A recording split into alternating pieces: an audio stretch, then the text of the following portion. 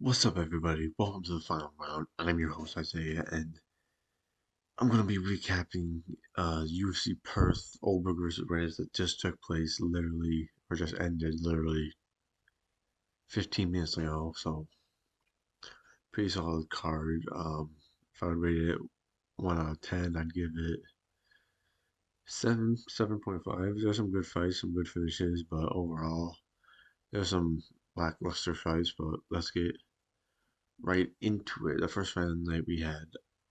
Oh, before I get into it, this started as a 17 fight card and now it got reduced to a 12 fight card because of many cancellations, people pulling out, and yeah, did not go well. But first fight of the night, we had Alexa Thayanara versus Luma Lupumi. Alexa won this fight by unanimous decision and honestly just looked better and outworked Luma in all aspects of the fight. When it got into the clinches and onto the wrestling aspect, she controlled her, and Luma didn't have any answer for Alexa's game. And in the striking, Alexa was a bit wild, and Luma was having a bit more success than Alexa in the striking, but I think the more damaging strikes were landed on Alexa's side, and she outlanded Luma a lot. So Alexa got to win by pretty dominant uh, decision, and honestly could be a contender in this division, but we'll see. Next fight of the night, we had Brando Peric versus Alicia Ellison. I picked Brando to win this fight, and I said this was a contender series type fight because both men were making their debut, and Brando won this fight in the within 2 minutes of the fight, knocked Alicia out or knocked him down, and then landed like three strikes on the ground that put Elisha out cold, and there's nothing much else. That'll look good. Hopefully, he can be a contender in this heavyweight division that is lacking contenders. So, good win by Brando. Next fight of the night, we had Michelle Montague versus Luana Carolina. I picked Michelle Montague to win this fight. She did by pretty dominant decision. Whenever the fight got to the ground, Luana didn't have any answer to get up off her back or get up to her feet. She got up a couple times, but more often than not, she couldn't get up, and Michelle just dominated her on the ground. But Luana did have success in the striking. Michelle looked a bit awkward or green in the striking. It looked a bit weird how she was throwing. Um, but she did enough and controlled enough and landed more than Luana did, and got the fight done by unanimous decision. Um, yeah, good win by Michelle. Hopefully can maybe be a contender in this division, even though her training partner Kayla is the champion. But we'll see. We'll see. I wasn't too impressed, but we'll see. Next fight, we had Colby Thickness versus Josiah Samusasa. Colby Thickness got this done by unanimous decision. Um, I'm not impressed with Colby, and he definitely seems like the type of fighter who is going to be slept in once. In his next three fights, he's going to get put out cold at least once. I guarantee you that. The way he fights, and the way he moves in the octagon, he doesn't want to be in there. He doesn't like getting hit. He really just shells up and moves out on the outside. His movement looks a bit awkward and makes him look like he's hurt in a way. And you could tell he was avoiding precise Musasa's shots for the majority of the fight, or trying to. But whenever Musasa got close and was hitting him, you could tell the more damaging shots by the end of the round, or end of the fight, the more damaged fighter looked like Colby. He was all bruised and bloodied. But he did enough, I guess, to get the decision. It's a very close fight. It could have gone either way, in my opinion. But in their hometown, they're gonna give it to the hometown guy. So Colby got the fight by unanimous decision, but don't be surprised if he gets put out cold sometime soon. Rolando Bedoya versus Jamie Malarkey. Rolando Bedoya is dog water because how do you make Jamie Malarkey look like a good fighter? Like, come on, dude. Well, Jamie kind of just looked like the more dominant fighter for the first two rounds. Um, First round kind of controlled Bedoya on the ground, I believe, and just outlanded him. And then the second round did sort of the same thing, but you kind of saw Bedoya come back and trying to, you know, what is it, get a comeback, and his takedown defense got a bit better in that round. And then this third round, it was Bedoya's round, 100% in my opinion, and he looked good in that round, outlanded Jamie. But Jamie was able to survive, and the fact that Bedoya didn't chin a chinny man like Jamie Larkey says a lot about Bedoya. And Jamie Larkey got to fight by unanimous decision, but yeah, not impressive. Good win by Jamie, but he won't get anywhere in division. Not to be mean, but yeah, let's move on to Cam Raushton versus Andre Petrosky. Cam Raushton put Andre Petrosky out in the first round, and it was magnificent to see that commie motherfucker get put out. That's what you get for having a hammer and sickle tattoo, you motherfucker. That's what you get. Cam Raushton just used his length, used his reach, and used that and picked Andre apart for however long this fight went, like 2 minutes and 41 seconds, and caught Andre coming in with a like 1-2 combination, put him down, and just landed on the ground and pound that, put Andre out, and fight was over. And I'm excited for Cam Raushton. We'll see what he can do in this division. I need to. I do want to see his takedown defense and how he does on the ground since his Torres Finney fight, and see if it's improved any. But very impressive win by Cam Raushton, and I'm excited to see what he can do in the future.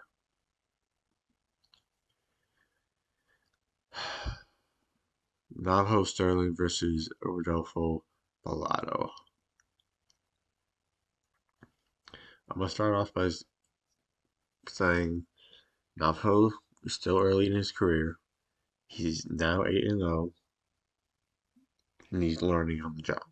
I have to give him that. But he's struggling in these fights where I think he should be not struggling. Like he is early in his career, and maybe he shouldn't have gotten to the UFC this early and should have had more regional fights because he is struggling. He's winning, but he's struggling a bit. Like he struggled with the fact that Rodolfo kept moving forward constantly in this fight. He outlanded Rodolfo 100%, but he struggled with the constant forward pace that Rodolfo had. He got held against the cage for a significant amount of time. Sorry, in this fight, but he did enough and outlanded Pilato enough to get to fight. And yeah, I'm not gonna say much because I'm not high on that post early. And while he is early in his career, we'll see if he gets anywhere because I don't see him as any future of this division looking like that. He's not a fighter. He's not a fighter in here and in here. Right? He's got the technique, but I don't see him as a true fighter. Not to be mean, but that's my opinion. Tom Nolan versus Charlie Campbell.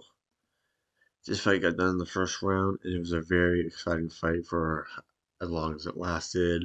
Both men were moving forward, landing damaging strikes, hurting the other guy. Charlie started off landing some significant strikes that hurt Tom Nolan, and it looked like Charlie was about to get Tom Nolan out of there early. Then Tom Nolan stayed patient, stayed calm, recovered well, and eventually put Charlie Campbell down, or got Charlie Campbell down, and then choked him out by a rear naked choke. And it was a good victory by Tom Nolan. And Charlie Campbell has some stuff to work on. I think he's a bit too reckless, in my opinion. Not saying that Tom Nolan isn't reckless as well, but yeah, good fight though. It was a very exciting fight. Let's move on. Jake Matthews versus Neil Magny.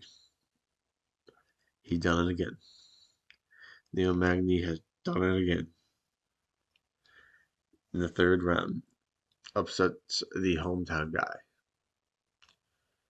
And I could be wrong, but in the first round, Jake Matthews had a pretty good choke, and the ref called it off seconds before the bell rang.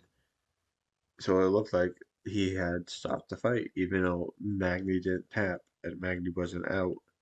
It looked like he stopped the fight, and then immediately backtracked and was like, "Nope, nope, that didn't happen. Fight's still on, guys. Fight's still on." And I guarantee you, Jake Matthews had an adrenaline dump because he pushed Jake off, and Jake ran around like, "Yeah," like, "Yeah." I guarantee you, he had an adrenaline dump, and that changed the aspect of the fight. And the third round, Jake Matthews got caught in a Darce choke and had the tap, and Neil Magny does it again. God, he can't keep getting away with it. Someone's gonna put Magny out cold. Someone's gotta put him out cold. It's gotta happen. But good win by Neil Magny. Upsets upsets another guy in his hometown or in his home country, and he's like 3 wins away from tying Jim Miller for most wins in UFC history. So I think he's gonna get it at this point. So yeah, good win by Neil. You got Jack Jenkins versus Ramon Tavares. This was a pretty exciting fight. Uh, Jack Jenkins took the first round pretty convincingly. Outlanded Bedoya, landed some pretty significant leg kicks, and landed a head kick that had Bedoya on skates for a little bit, but couldn't get him out. And in the second round, Bedoya just said, "Fuck it, hit my leg, hit my body, I don't care," and just kept moving forward and tried to take Jack Jenkins out, and that really helped him get some respect in the fight. But Jack Jenkins did enough to avoid the significant strikes and landed his significant strikes and controlled Ramon Tavares on the ground for a decent bit and took him down and just outworked Ramon Tavares in all aspects and beat the fuck out of his leg with his leg kick. So it was a good win by Jack Jenkins. I'm still a Jack Jenkins hater. He still got taken down by Hurt Burns. So, but he got a good win. Beat a game Ramon Tavares, who missed weight. But yeah, good win by Jack Jenkins. We'll see what he does in the future. And we got Jimmy Crute versus Ivan Ersland. Jimmy Crute gets it done in the first round by what looks, I think, like a weird naked choke. You see it how the position is. It's not exactly a proper rear naked choke, but it's a very similar positioning. And it happened in the first round. Ivan was having a little bit of success in the striking, but when Jimmy got a hold of him and it came to jiu-jitsu and grappling, Jimmy just outworked him, threw him around the cage like a little child, and then eventually got to his back and got this choke, and Ivan had no choice but to tap. So Good win by Jimmy Crew. He's a good can crusher. He can beat these cans. But when he gets up to the higher ranked fighters, we've seen what happens. He can't put it together and he crumbles and he retires after a draw and a loss to Alonzo Menifield. So cool. You beat a can, Jimmy Crew. Good win, but you'll end up losing at some point. Let's move on to the main event. Um, this really just happened, so I'm still sort of processing it. Carlos Ulberg versus Dom Reyes. Carlos Ulberg put Dom Reyes out in the very first round. Right near the end of the round, 4 minutes and 27 seconds, he got Dom Reyes coming in with a jab and then like a little overhand right that dropped him, and then landed some like 2, 3 ground pound shots that proceeded to put Dom Reyes further into the shallow room until Mark Robert pushed Carlos off. And yeah, the comeback story of Dom Reyes got halted dramatically. And it's depressing to see because I was really, really rooting for Dom Reyes winning tonight. It sucks, but kind of predicted it, kind of expected it. Carlos Ulberg was on a streak. While I do think he lost that Jan Blachowicz fight, he looked good in this fight, and he got a statement win that really says, "Hey, I'm next for this title shot." And honestly, in my opinion, Carlos Ulberg gets a title shot over either men who win the Yuri versus Khalil fight next week. So he's gonna fly to Vegas. Probably face off with the winner of Alex versus Magomed. I'll tell you, a fight between Alex and Ulberg would be highly marketable. That'd be an exciting fight, but Magomed versus Ulberg was not marketable, and we all know Magomed probably just walks through Ulberg, similar to how he beat Pereira. So, yeah, it's a good win by Close Ulberg. Halts the comeback story of Dom Reyes in the first round and maintains his number 3 ranking and probably gets bumped up to a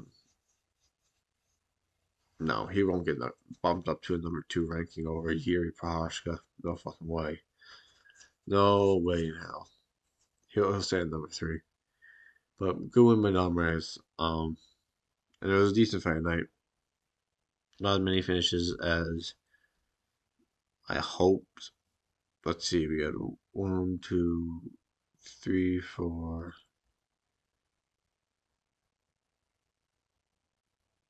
5,